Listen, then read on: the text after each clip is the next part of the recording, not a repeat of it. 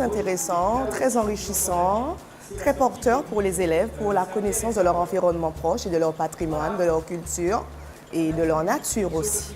Parce que le thème d'aujourd'hui, c'est les paysages urbains et ruraux.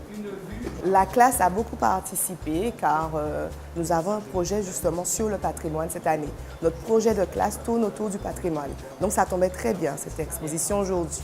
J'ai su comment on représentait les choses. Ça nous apprend des choses d'avant, autrefois.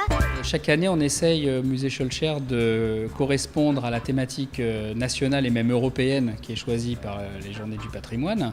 En l'occurrence, cette année, c'était le patrimoine naturel.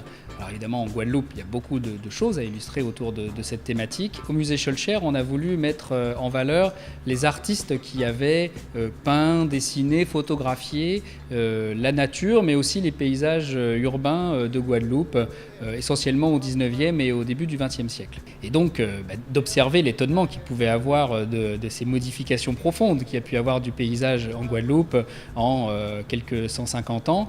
Et donc c'était très intéressant de leur faire reconnaître les endroits. J'étais très surpris de voir qu'ils étaient capables d'identifier des éléments sur des tableaux qui dataient du milieu du 19e siècle. Ils ont tout de suite reconnu les différents éléments qui pouvaient apparaître, que ce soit dans la nature, que ce soit des représentations de la ville. Donc c'était très enrichissant.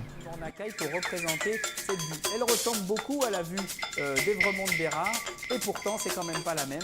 Alors le musée Schœlcher durant toute l'année accueille le public scolaire sur des créneaux en fait à la convenance des enseignants afin de véritablement leur faire découvrir cet outil et d'intégrer cet outil dans l'apprentissage et également à partir des programmes qui sont proposés.